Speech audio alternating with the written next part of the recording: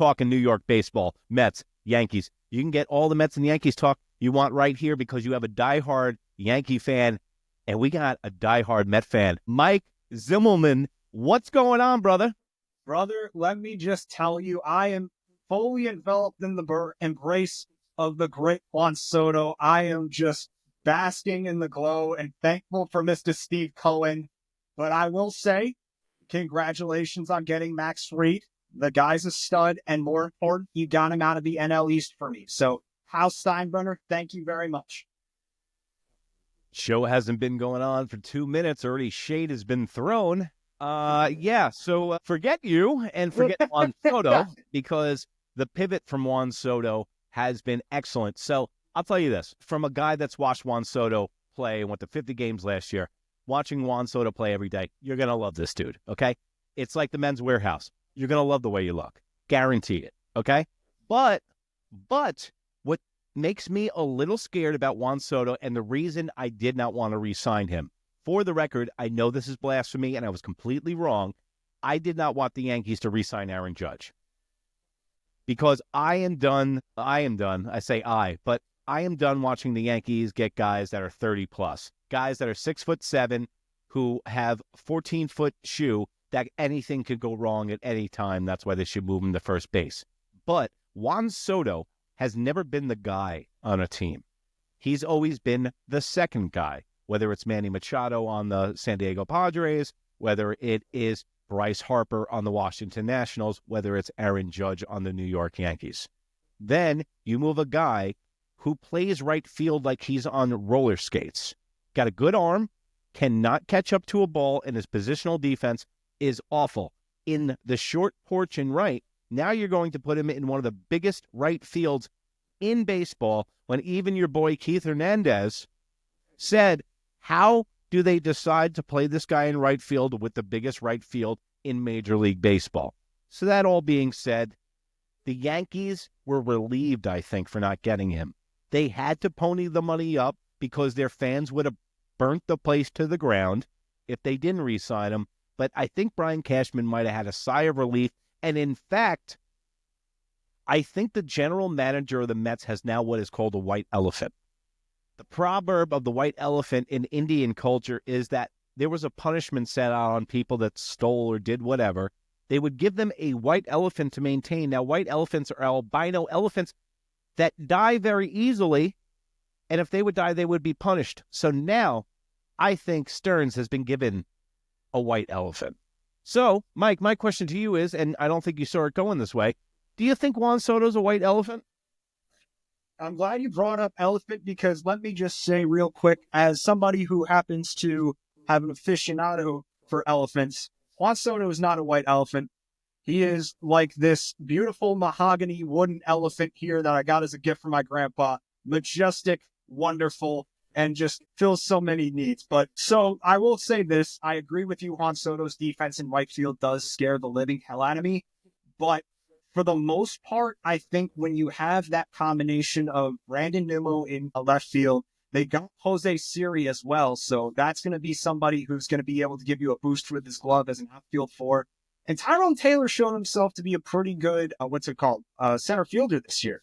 I think with the defensive liabilities for the Mets, he'll be a defensive liability, but just for the most part, I'm just excited at the fact that his ability to get on base. I think he's going to be able to create a lot of opportunities in the base paths for Francisco Lindor.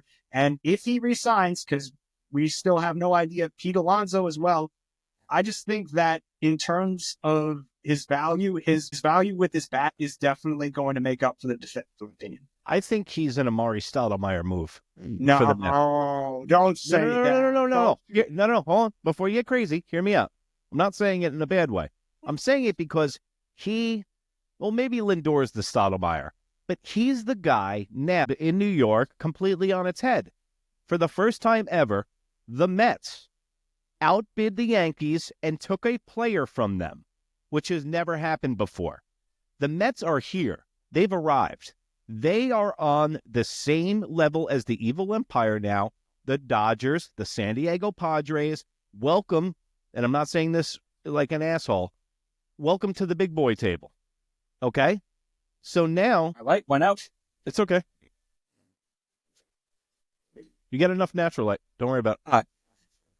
Yeah, sorry. So you're saying about the Yeah. Evil Empire? No. So I'll just start from the top.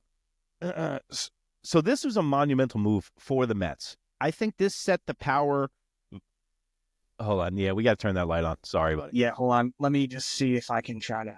What happened to it? I don't know. Like it just was plugged in earlier, and then my whole thing got fucked up. I think maybe it might OP. Let me see again. Unplug it and then plug it back in. Sometimes it can trip there's a fuse in it that it trips itself. See now. The Lord said, "Let there be light." Yep. Went back out as soon as you turned it on? Yeah, hold on. All right, the thing's fucking cooked then. Yeah, because I think it was because I still had it on from. Oh shit! Hold on. Did you have it in the basement? No, yeah. Let me just. I'm just gonna try to get some of the natural light here from this window to see if it helps a little bit. And then, how's this? That's good. All right, cool. Yeah, that's fine. All right, so what I think Juan Soto is for the Mets is Amari Stoudemire, because the way that the Knicks got Amari Stoudemire, no one wanted to go there. And now it opens up the door to other free agents, kind of like, let's say, Vladimir Guerrero Jr. next year for the Mets. So now you have Lindor, Juan Soto, and then if you add Guerrero Jr. next year, you have a serious 2, 3, 4 in that lineup.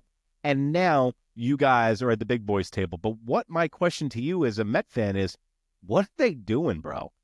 Ever since they got Juan Soto, they've been shopping at Dollar General. Canning, who is 5-11 with a 6+ ERA.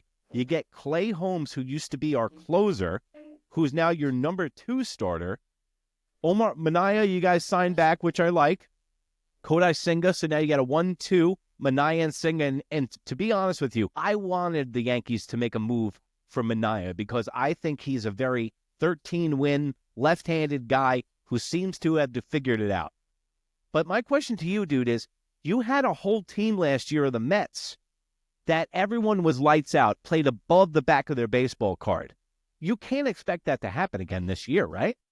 No, definitely. Like, listen, I will say I've been a big fan of the offseason. Like, I do think after Juan Soto, I do agree with some of the nerves, but the thing that made this Mets team so good and cohesive in Carlos Mendoza's first year was the fact that he had some of these ex-Yankees come over to try to set the tone in the locker room. You know, your Harrison Bader and Luis Severino, while both of them... Both were great for the Mets.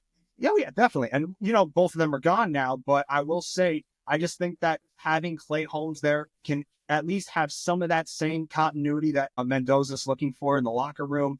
And the thing that impresses me the most is that they want to try to use him more as like what the Rays did with when they were starting relievers and then just pull him up for like a middle relief guy. So I think it's just more of trying to extend the health of this rotation, because remember, last year we only had Kodai Senga for 3 starts in the regular season before he came back in the postseason. So I think the concerns there for just keeping the rotation healthy as possible will be big.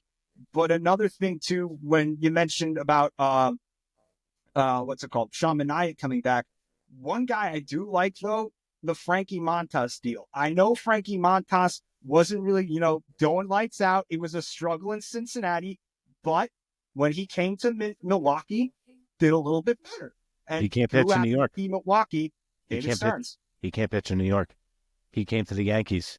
Well, again, that's the Yankees, though. Wasn't he hurt, too, when he was on the Bombers? Yeah, but what's the difference now? Like, a lot of people say that's, they couldn't play for the Yankees, but they could play for the Mets. Like, so are you saying in a certain way, you're saying that it's not as much pressure to play for the Mets? I mean, listen, like, I just think that he has a little bit of a defensive advantage in terms of the infield compared to when he was playing with the Yankees. You don't want to... I love that. Did you take dancing lessons? And everyone is talking like, they're right behind the Yankees in the World Series favorites. So where are the wins coming from? Because you've lost a bunch of guys, haven't you? We did, like, listen, so for right now, like I pulled it up, we've only really lost Sean Manaea, Omar Narvaez, and Adrian Hauser, because Harrison Bader's still on the market. We need to bring back Jose Iglesias as a free agent. I just think a lot of it comes from the belief that second half Jeff McNeil is able to continue from Because we saw post All-Star break, Jeff McNeil, we're not in the postseason without him had he not had that huge July. What But about also, Iglesias? Jose Iglesias is a free agent now, too. Yeah, yeah. So hold on. So this is what I'm saying. You keep naming guys that aren't on the team. So Iglesias, your heart of the team last year, the OMG dude. Oh, Mr. OMG, who had a great year, played above his head, is not coming back. Harrison Bader, I'm telling you right now, he's not coming back because you have Jose Siri, who hits 110 a year and plays great defense. And then Severino gets $75 million from the A's, who actually found money under the couch, it seems like. So, yeah, they want to try to push hard for the Sacramento. Everyone keeps talking about David Stearns being this beautiful mind. I think the Mets and the Yankees might be in the same kind of boat as here, is that we think our young guys are really going to take a step this year. Because if you look at it, the way that the free agency is seized up a little bit right now with the Yankees and the Mets, because they haven't done anything in a while, they're thinking that Dominguez is going to take the next step. Austin Wells was ranked 10th best Major League Baseball catcher by MLB Network this week. I think he could be a 4 spot by the end of the year. I think he's got a higher ceiling than Volpe. I think Volpe is going to be your more serviceable defensive guy with a high-end, high ceiling. But I think Austin Wells is going to take that step. And then Dominguez, the question for the Yankees is Dominguez going to be Shane Spencer? Or is he going to be the next big thing? Because they are very reliant on this guy. And the way he played left field last year, Mike, I was in the stands, 3 games left in the regular season. It looked like he was on roller skates. That's why he did not sniff the postseason. So they're putting a lot of stake in these guys. I think the Yankees need another bat. I the definitely question is agree where with that bat's going to come from. Where the bat's going to come from, because that NL West that's out there, we don't have to worry about them until the World Series. So we got to worry about getting out of the American League. But the runs got to come from somewhere. With the acquisition of Fried, with the acquisition of the closer that they got, with these guys, mitigating runs is going to be a huge, huge part of their MO this year. Paul Goldschmidt at first base, gold level first baseman. They still don't have a second baseman or a third baseman. So who's still available on that free agent list maybe that the Yankees can take a look at? So I'll start with second base right now. So losing Glaber is going to be a bit of a huge deal, but I wanted him back. I agree. I think he was. I thought letting Glaber go was a mistake. He's a bonehead, okay? He's a buffoon bonehead, but he's our buffoon bonehead, and you know what you're going to get. Maybe some lackadaisical play, maybe a few 2 trips to the Latin quarters in the city, little cerveza, had a kid on the way. There was a lot of variables for him. But now, when you talk about Gleyber Torres, and then you're not re-signing him, don't touch him with a 10-foot pole, Detroit size him for 14. Then you're talking about Ariza. I know it's not going to go down, but then you were talking about the second baseman from the San Diego Padres, who hits 341, but has a WAR of 0.5 and plays the worst defense in Major League Baseball at second base. So why didn't you keep Gleyber? I think one of the things is that, because I remember, don't you have Peraza too, who's penciled in right now to be either second or third base? Let me let you in on a little secret, Mike, about the Yankees and Peraza, okay? How many years has Brian Cashman, okay, a snake oil tonic salesman, built up his draft picks that don't do anything? Bensuela, Montesis, the Killer Bees, Montero to Seattle. You name the guy. The only 2 guys that he has produced that are positional players in the past 20 years before Austin Wells and Volpe this year is Robinson Cano and Aaron Judge. You would be hard-pressed to find another positional player that we moved in a deal that came back to bite us in the ass or was an all-star. The last guy to do that was Jay Buhner. Wow. What the hell did you trade Jay Buhner for? Jay Buhner, I think Ramiro Mendoza deal. That didn't terrible deal. But this is my point, man, is that Brian Cashman, dude, this guy's gotta be celebrated with the he's like, yo, check this out. Look at what I gotta sell you. I don't want to buy that thing. And then 2 seconds later, the guy's leaving the store with it. He's a great salesman. Hasn't had a losing season in 31 years. The guy obviously knows what he's doing. The Yankees have to concentrate on third base. If Jazz move back to second, that I think is the plan right now. Concentrate on the third baseman, then we're talking. So the problem I have with that in terms of really wanting to make an impact is that it's pretty slim pickings unless you really want to shell out the money for an Alex Bregman, which I don't think is going to happen. But He doesn't play well to Yankee Stadium. yeah, The dimensions of Yankee Stadium with another right-handed bat, I'm not looking for that at all. so right now I think There is no. it'd be very stupid. Don't get me wrong. And you've mentioned this multiple times, but the only thing I can think of right now is maybe seeing what St. Louis wants for Nolan Arenado. I think that, again, he's not going to get it done with his bat. It's definitely regressed. But at the very least, you're going to have somebody who's an above average defender at third and be there for a few seasons. If you want to play devil's advocate and see if for somebody who in the bargain bin, betting on Yoan Moncada, a healthy Yoan Moncada, is not the most ideal. But if he can get some of that pandemic season production that we saw and he somehow stays healthy, it could wind up being a nice little gamble if they want. See, And no long-term commitment. no, I'm sorry. And no long-term commitment. That's a great point. With Arenado, though, so Arenado is best friends with DJ LeMahieu. Yeah, from the Rockies days. He would have been on this team already. He said the Yankees are on his no-trade list. Goldschmidt and DJ, I agree with you. It would be a no-brainer because defense over offense. But we need runs. Hits, we need runs. We just lost big-time production, 4,100. Okay? We got to come up with that. We're getting there. And with Jazz with a full year under his belt, could probably think about 5 more home runs from Austin Wells. But that's the problem. Let's get another guy in here that we can count. We need another 18 home runs in this lineup. So let me ask you this. He's lost a little bit of power, but he still has a 2.2 WAR. Justin Turner, maybe 1-year deal. See if you can throw him out there. DH a couple games. I would absolutely love that. I would absolutely love Justin Turner. The guy hits anything thrown his way. He is a professional hitter. The Mets should have never gave that dude up. Oh, I completely agree. Played in New York, produced. Played in L.A., produced. Won. He's got a ring. I believe in the pandemic year, he won a ring with the Dodgers, possibly. Yeah, he won that, and then also an NL MVP. Probably the same age as Arenado, maybe even a couple of years younger than Arenado, because I believe Arenado's 36. What are we talking with Tucker? 34, 35? About to turn 34, 35? That's a guess. Actually, he's 40. Holy shit. Are you 40? Oh, Justin Turner. Goldschmidt's 40. I'm sorry. And Tucker is how old? No, Justin Turner, not Kyle Tucker, because Kyle Tucker right now is in the Cubs. Yeah, I meant Paul Goldschmidt. I apologize. Oh, Paul Goldschmidt is 40, right? Yeah, Paul Goldschmidt is 39.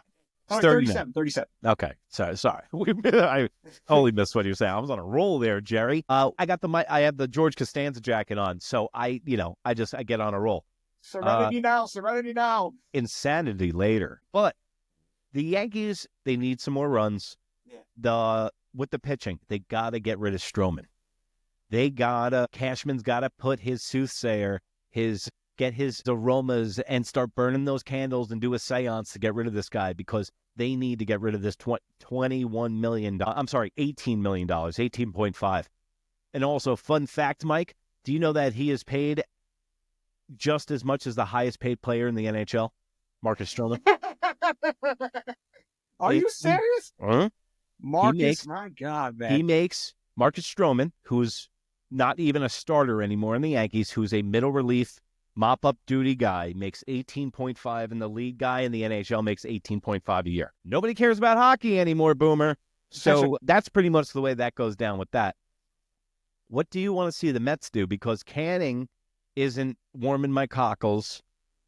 Are they waiting for these guys to take the next step? Because as far as I see it, Mike, and I want you to push back on this, as far as I see it right now, the Mets are in third place and not making the playoffs next year.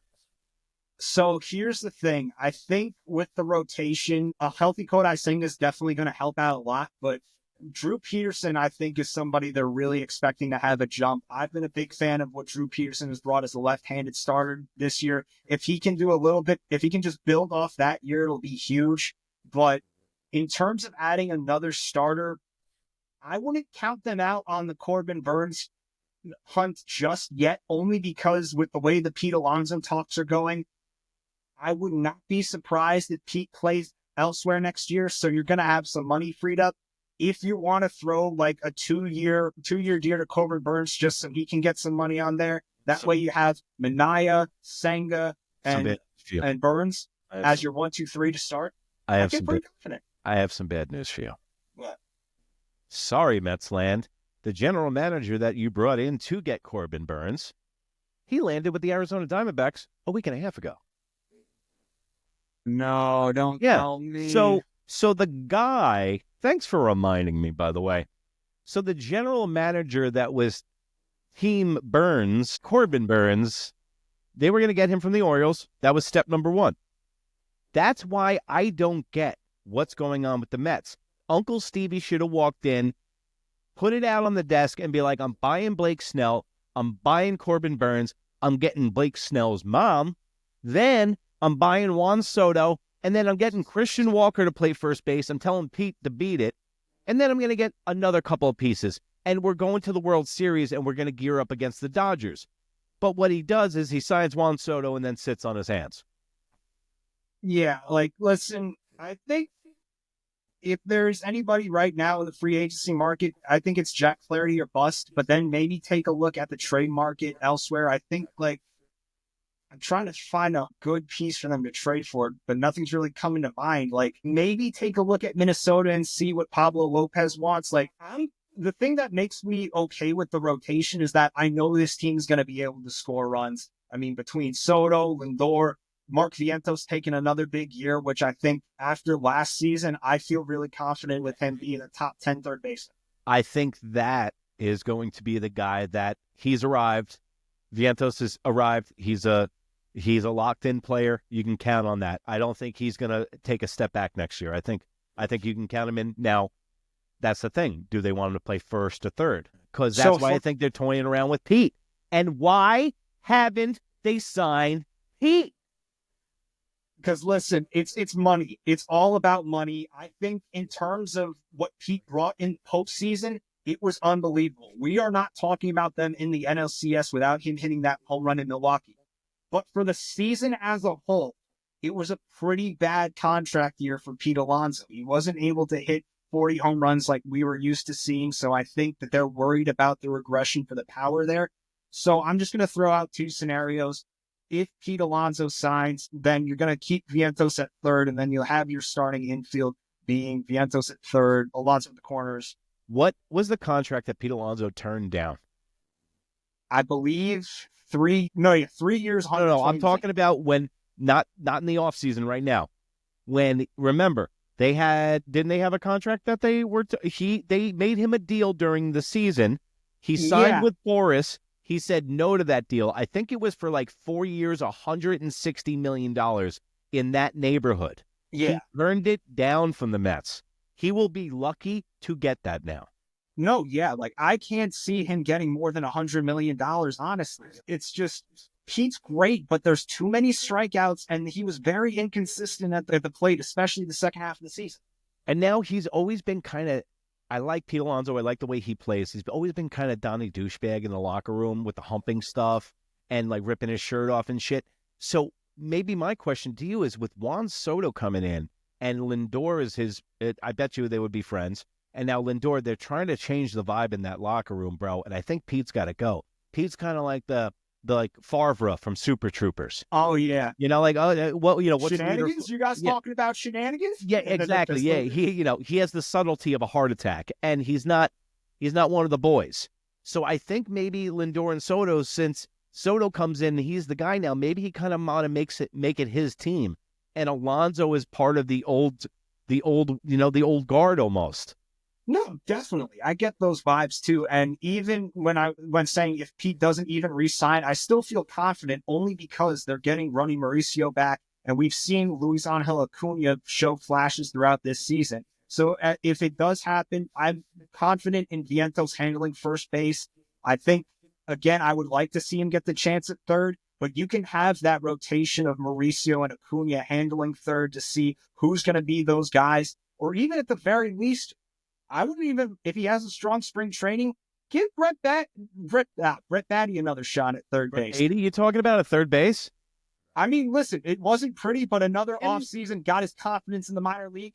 Beatty and Greg Bird should have a reality show together, and they should play first base and third base. Actually, I figured it out for the Mets. Greg Bird at first base, and let's do Beatty at third base. Absolutely. Actually, the Yankees did sign Greg Bird. I saw him at spring training last year. He didn't last past St. Patrick's Day. Yeah, he just wanted to say, like, get those $20 he owes from Gleyber Torres back and then just dip. Yeah. Well, Greg Bird got us that one victory against the Cleveland Indians in that 1-0 game in the ALDS. So I will thank him forever for that. I have to admit, though, man, is there anything? I saw this clip of Gary Sanchez and the Baby Bombers the other day. Is there any more disappointing, like, the next big thing than the Baby Bombers, bro? Because, like, Gary Sanchez, Greg Bird, Gleyber Torres, Aaron Judge, Luis Severino. Like, hello? Like, how many rings are we going to win? Not like if, not when. How many? I was trying to count them. I mean, that's how many. That's how fucked baseball is. Dude, it is such so many variables to try to account for. It's insane. Like, and I feel for you guys, like, because I have a lot of Yankee friends too who are telling me about Gary Sanchez going to be a top 10 catcher in baseball for the next decade and a half. And it's sad to see the state of the Kraken. Yeah, Gary Sanchez got Joe Girardi fired and gained 20 pounds. And they played for the Mets. Even the Mets didn't want his ass. Yeah, that was disappointing, bro. I think that was the shift on where they started coddling players. Because Gary Sanchez, Joe Girardi told Gary Sanchez that he wanted him to be working out his defense 5 times a week. And Gary Sanchez was like, yeah, he pulled the old Hulk Hogan. That's not going to work for me, brother. And they got rid of Joe Girardi. So, listen, anything is better than being a Jet fan. You're a Jet fan. I'm a Jet fan. That's where and you're a diehard Met fan. I am not a Met hater. I'm not a Met hater at all. I'm a realist when it comes to all sports. I'm a realist with the Yankees, too. I'm not a homer with the Yankees. I am tougher on the Yankees than, like, a lot of Red Sox fans because I don't, I see through their bullshit, the Yankees. They become this, before this year, the last 3 years before this year, before Cashman woke up, they've been this, like, they've almost been like the Biden administration, Oh, nothing to see here. Everybody's the best. Everybody's perfect. Everybody's, and no, it's not like that. We got to really look inside of ourselves. They field this team like a beer league softball team that works for IBM. You can't have Paul being catcher because Paul is a heavyset guy. You need people in positions. You had Dominguez playing in left field at the end of the year. You had Aaron Judge playing in center field when he's a right fielder. You got Jazz playing third base when he's never played third base at all. You bring in Oswaldo Cabrera to play second base in Game 4 of the World Series when that shit's never happened before. So the year before that, your boy Oswaldo Peraza, playing shortstop in a postseason game when he hasn't played all in year. Okay? So now let's get back to a steady lineup for the Yankees where growing up, I knew Paul O'Neill was the 5 hitter. I know baseball's changed a lot, but I knew where Bernie Williams was hitting every year. The Yankees started to solidify that lineup a little bit more this year. Helps when you have Juan Soto in there to solidify that too.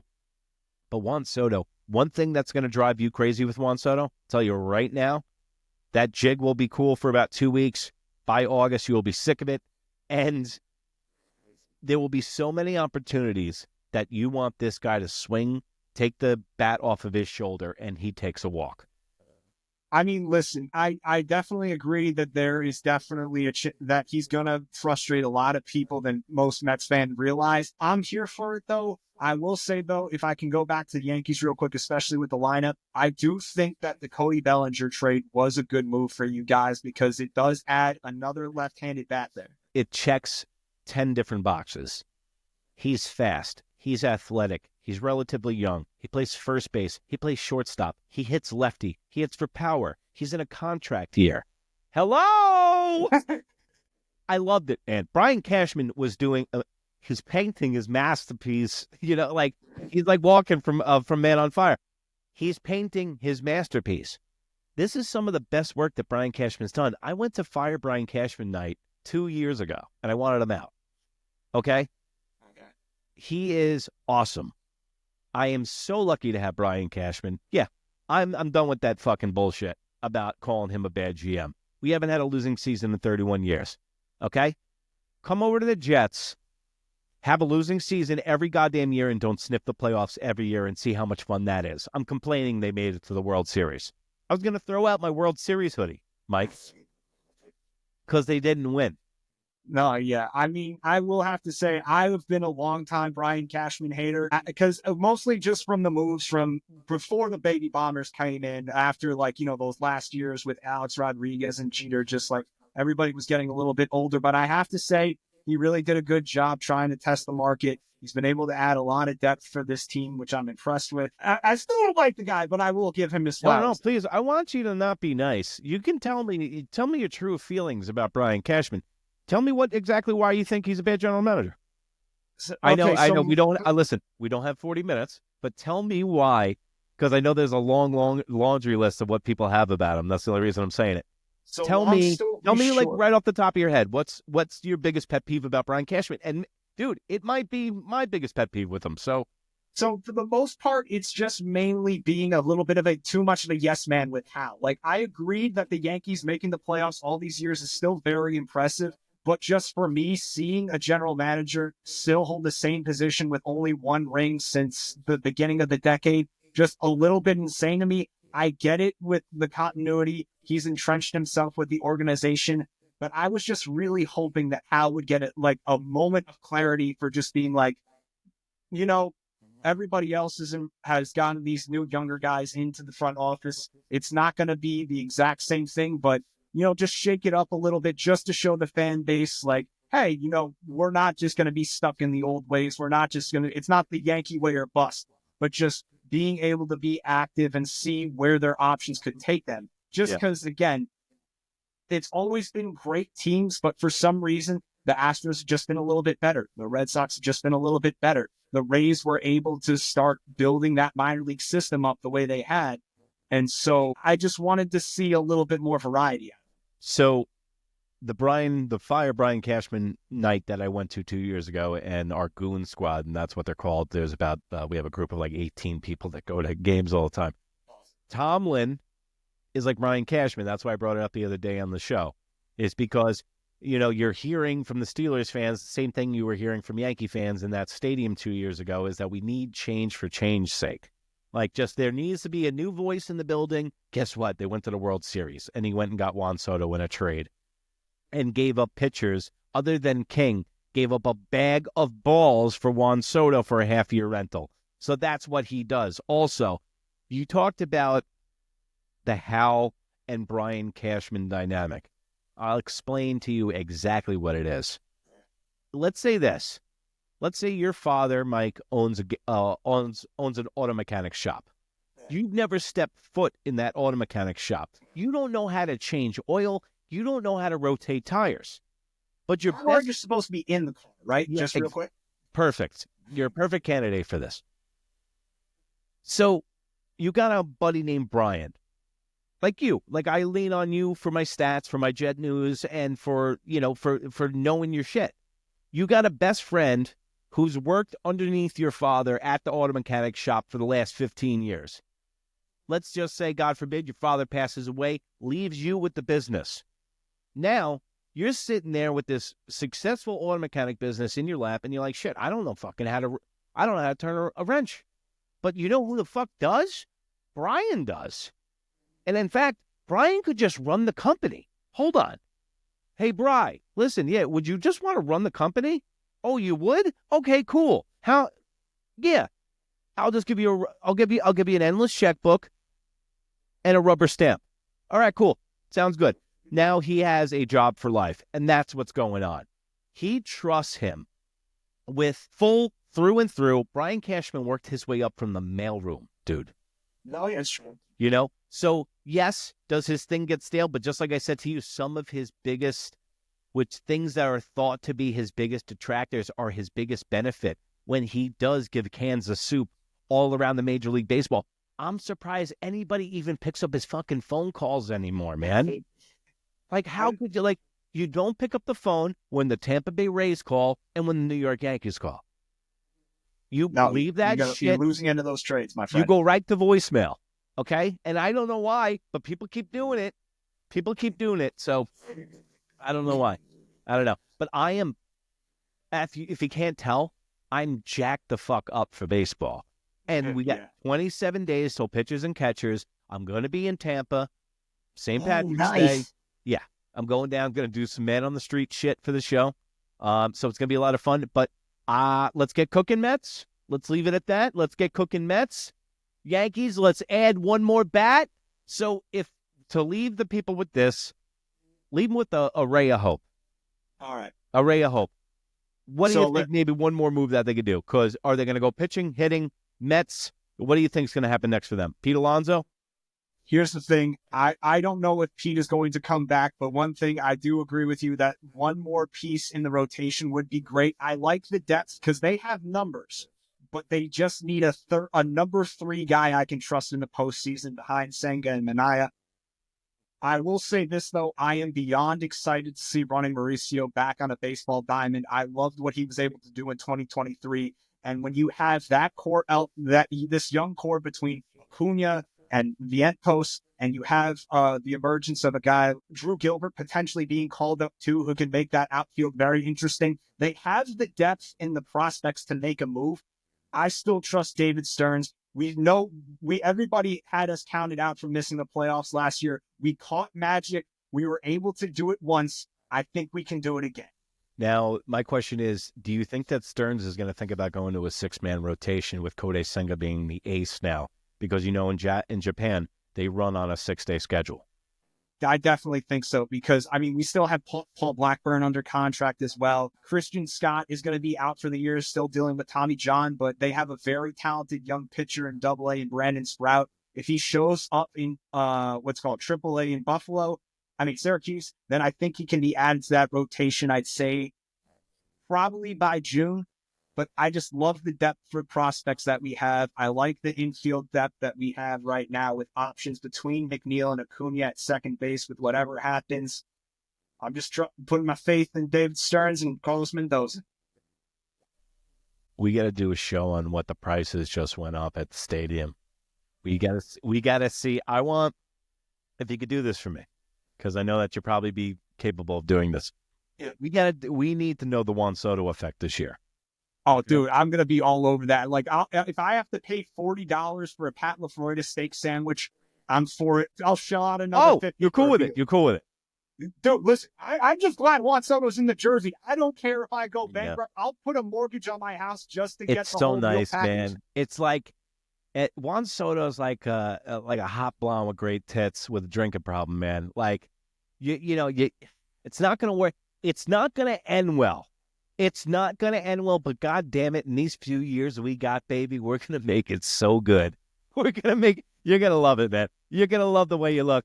I guarantee it. And remember, I guarantee you're going to be entertained at New York Minute, NEWYRK, MIN on Instagram, also Spotify, YouTube, and the video on Spotify. I think that's called a buffet. Not sure. And remember, if you can't be good people, be bad. Bye.